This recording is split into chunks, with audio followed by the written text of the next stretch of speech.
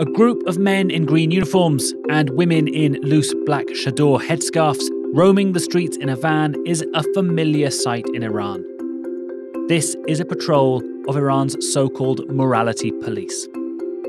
Officially called the Guidance Patrol, officers have the power to arrest anyone deemed to be flouting the country's strict rules on how men and women should dress and act in public. While officially they police everyone, men wearing shorts or showing visible tattoos can fall afoul of officers, it is women who are overwhelmingly scrutinised. The morality police enforce the rules requiring all women to wear a headscarf. Not sufficiently covering your head can mean trouble. Infringements can result in fines, detention or prison time, or re-education courses. But the morality police also have a reputation for violence. Beatings, as well as physical and sexual assault, isn't uncommon. But people all over Iran have said enough. On September 13th, 22-year-old Mahsa Amini was detained by a patrol of the morality police for wearing an improper hijab. A witness picked up in the same patrol described officers beating the young woman in the van on the way to the police station to undergo a re-education class. Shortly after arriving at the police station in Tehran, she collapsed and was taken to Kasra Hospital. Doctors there said she was brain dead on arrival. 3 days later, she died. Her death sparked a wave of protest that has rocked Iran for months. The central demand? Abolishing the morality police, removing laws requiring women to wear a hijab, and granting rights and freedoms. But this demand cuts to the very heart of what the Islamic Republic of Iran is and what its religious rulers believe makes the country. So who are the morality police? What are the rules they're enforcing? And why is anger at the compulsory hijab posing the most serious threat to the government in years? This is Beyond the Headlines. I'm James Haines-Young, and this week we're looking at Iran's religious rules and the force that upholds them.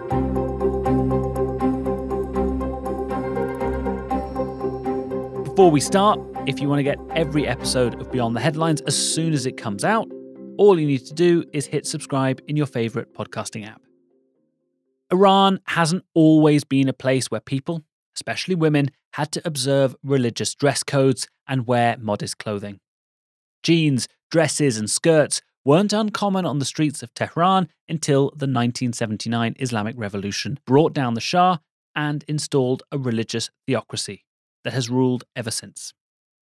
The new Islamic leadership brought in, among many changes, new dress codes and criminalised the mixing of sexes outside of marriage. At the start, unveiled women were attacked by revolutionaries, but later it became mandatory when they were no longer allowed in public buildings. Walking without the compulsory hijab became punishable by 74 lashes in 1983.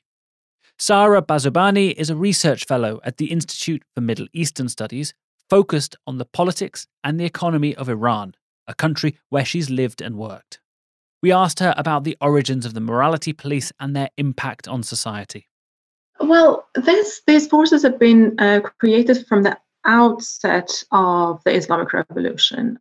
Back in the days, there were groups of voluntary forces that were just self-organized to patrol different neighborhoods to maintain security and, of course, compliance with religious and Sharia regulations newly introduced at the time, rules and regulations across the society. They used to stop cars for searching them for alcohol. They stopped couples to ask them what their relationship is.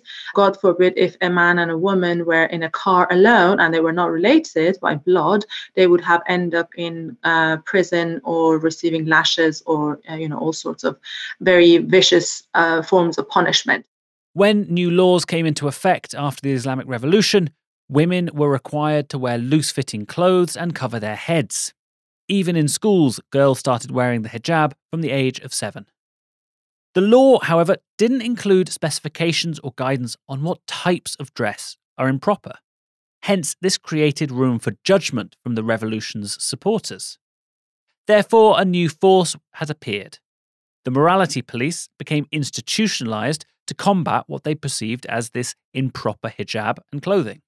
Over the time, it has become more sophisticated, more developed, received more resources from the government, and have received different forms of engagement with the public. Different governments, different administrations during different times, different presidents in the office had different approaches. Some have given, like for example, President Raisi have given more space to these people to control the public spaces and behavior of the public. Some have been a little bit less sort of supportive. It was President Mahmoud Ahmadinejad in 2006 who formalized the guidance patrols, and their presence in the street became really felt. It's backed by the Basij, which is a paramilitary force mobilized in the 1980s to fight in the Iran-Iraq war. These paramilitaries are found in Iranian universities, and they take it upon themselves to watch how people dress and behave. Their remit is to check for violations of rules governing behavior and clothes, and based on Iranian clergy's strict interpretation of Islamic law. In general, they favour long clothes and forbid what they consider immodest, which can vary from shorts to ripped jeans. Very well known for the type of cars they have, for the logo that they have on the side of their cars, for the uniforms that they wear, men and women, because they have female forces as well, because they deal with a lot of female targets, I would say, and the uniform is not exactly the same as the, for example, traffic police, but they have their own uniform, and it's quite visible and quite obvious in every public space. It's known for all the average Iranian citizens that this is the group of people that you should probably stay away from. And usually they sort of choose certain locations that are busy during certain hours, like certain metro stations, outside of certain shopping malls, outside of, and generally speaking, public spaces that are popular, and there usually are a lot of people there. And they target both men and women. For example, Iranian men, if they have tattoos on their body in parts of the body that are not covered, for example, on the neck or on the back of their hands and so on and so forth, they are not allowed to do tests for obtaining driving license. Or traditionally, nowadays it has changed a little bit, but in the early years of the after the revolution, it was traditionally known that in the summer, men are not allowed to wear short sleeves, even with or without tattoo in this case, in government buildings or in universities or in schools. Tehran, for example, where I spent the first good decades of my life, can get really hot in the summer, and men are not even allowed to wear shorts or sandals in certain public spaces. So it is not just about women, it's a whole host of things. But this issue of the interpretation is huge. It gives a huge amount of leeway to the morality police officers to decide what is and isn't allowed, and the punishments that are handed out. Well, it's very much dealt with at a case by case. The penal code sets a financial penalty in certain cases or lashes in certain cases, but there have been, just in the months prior to these protests, there have been cases of forcing Iranian women to attend these short workshops to sort of ideologically train them and convince them that it's in their own interest and it's in the interest of the society if they complied with the codes of conduct for hijab. Or there has been cases in which women were forced to write a letter of apology and promise that this is not going to happen for the second time. And the family, usually of the women that are being detained, are called to bring different outfits outside of the detention centers to be handed to their family members to change and come out with a different outfit outside of the detention center. There has been various forms, and again, there is not much of transparency. At least the public is not aware of the mechanism. Maybe internally there is some form of procedure. But it really varies, and it really depends on the judgment of the person who is working in that shift on that particular day. It's just so random and really doesn't have any particular logic or structure to it. This room for interpretation, coupled with the lack of oversight or desire to prevent police abuses, means that the force can and have meted out extreme violence. Mahsa Amini was just the most recent case, although authorities have denied she was beaten. Yes, they have managed to get away with a lot of violence, with a lot of wrongdoings. We have heard recently reports about prisoners being raped, men and women. This is not something new. From the beginning of the early years of the revolution, there has been reports of especially sexually abusing female prisoners in Iran, especially political prisoners. There have been reports of sexual abuse of female detainees by the morality police, physical abuse of the detainees by the morality police. So the government have sort of given a carte blanche, if you will, to these forces to use whichever means of violence that they please, because there is no accountability, there is no transparency, there is no monitoring system. And that is why we got to this point. This is one of the reasons that people are on the street protesting, is that there is no accountability at any level within that system. There are also numerous reports of protesters detained in the latest wave of uprisings being subjected to sexual violence and rape while in detention. The force and the rules that they uphold are front and centre for these uprisings, and women are leading the charge. Almost daily there are fresh videos of women burning their hijabs, throwing them off in protest. Women too are cutting their hair in public in an act of defiance. It's not at all the first mass uprising in Iran. A 50% hike in the price of fuel led to mass uprisings in November 2019. They're sometimes called the Bloody November uprisings because security forces are estimated to have killed at least 1,500 protesters. But the subject of these latest uprisings is notable. For many years, when women activists talked about the importance of abolishing or fighting against compulsory hijab as a means to push back against the state oppression, they were criticized inside and outside of the country that this is not our priority. This is the last thing that Iranian women are worried about. We have all sorts of other grievances and causes to fight for. But in this particular moment, it seems to have united men, women across social classes, across different localities, across different ethnic backgrounds to stand up against this. Because I think people came to realize that this was one of the very obvious forms of oppression by the regime. And this movement is to stand up against that oppression. Should it be about hijab? Should it be about freedom of speech? And should it be about the current socioeconomic environment? The protests have reverberated around the world, drawing in support from global leaders and celebrities. International sanctions have been imposed on the morality police, and even at the World Cup, Iran's football players were in the spotlight.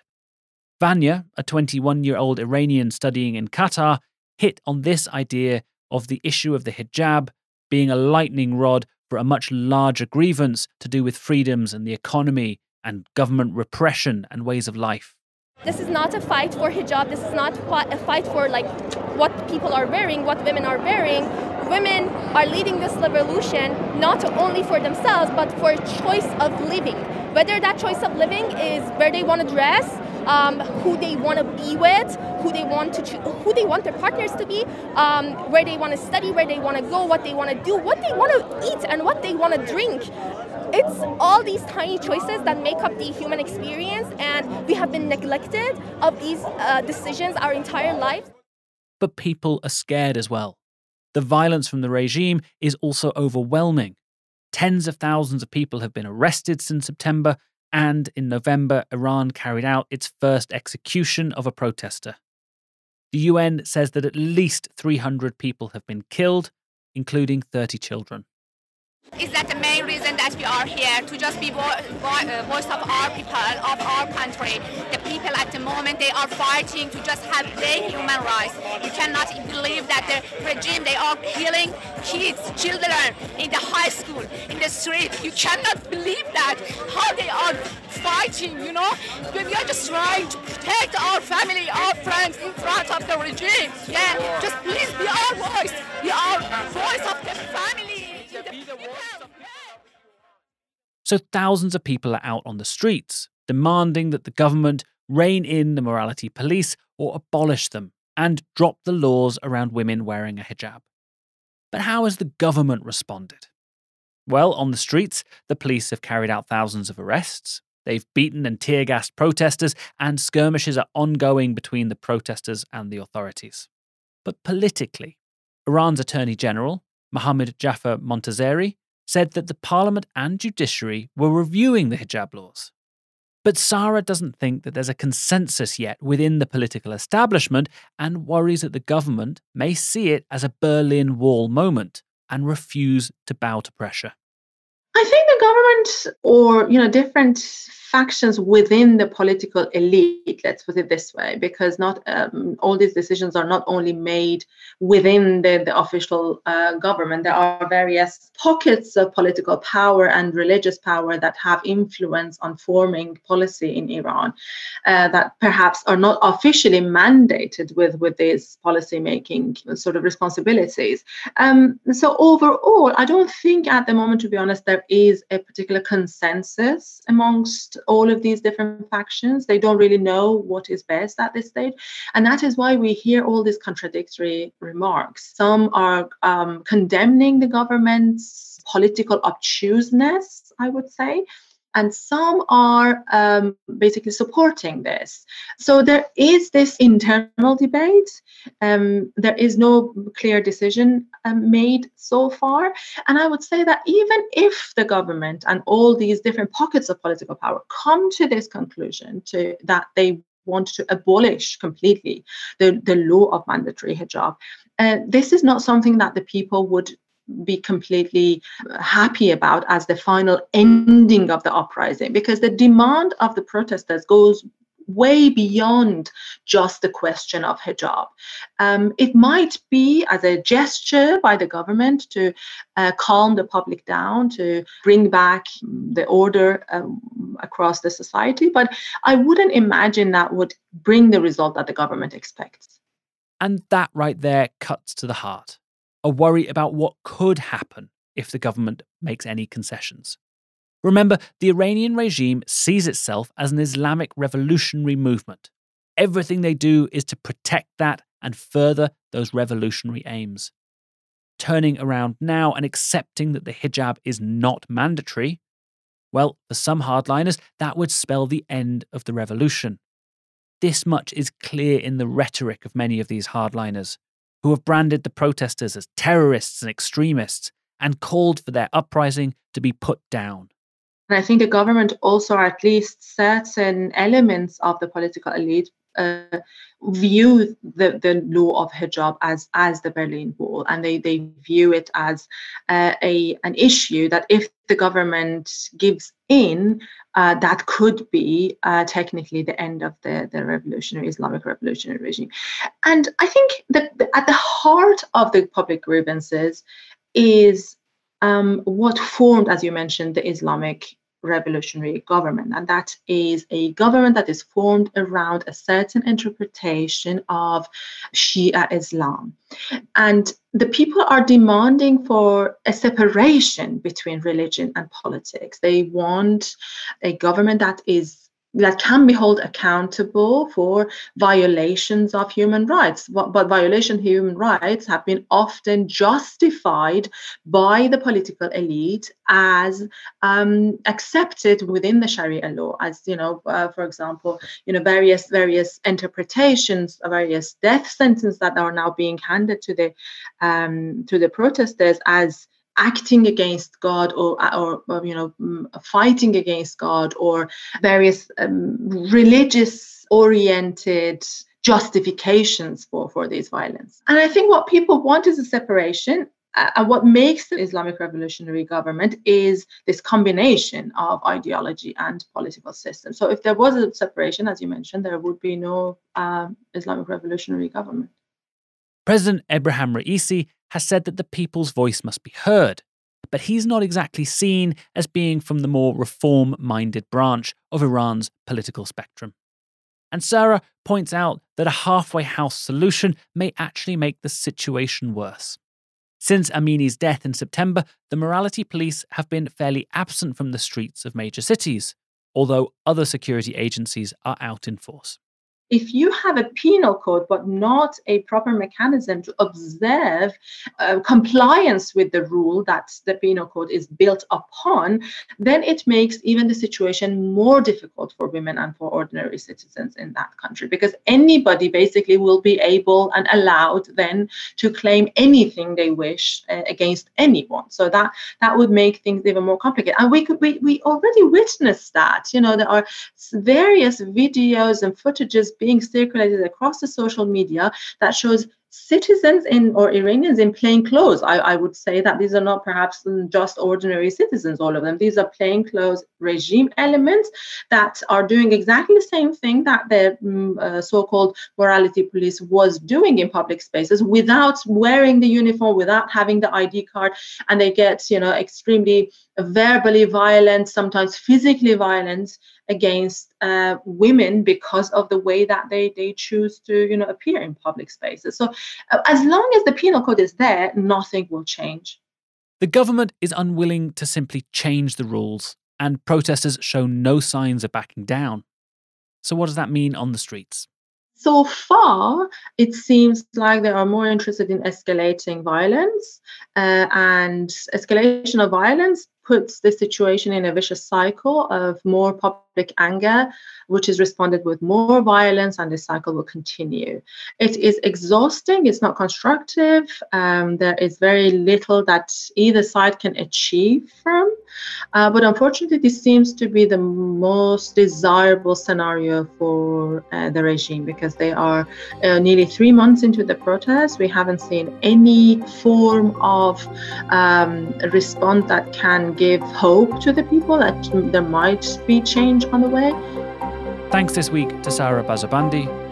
This week's episode was produced by Dua Farid, Arthur Edison, and Thomas Smith. I'm James Haines-Young. Thanks for listening to Beyond the Headlines. For all the latest episodes, just hit subscribe in your podcasting app.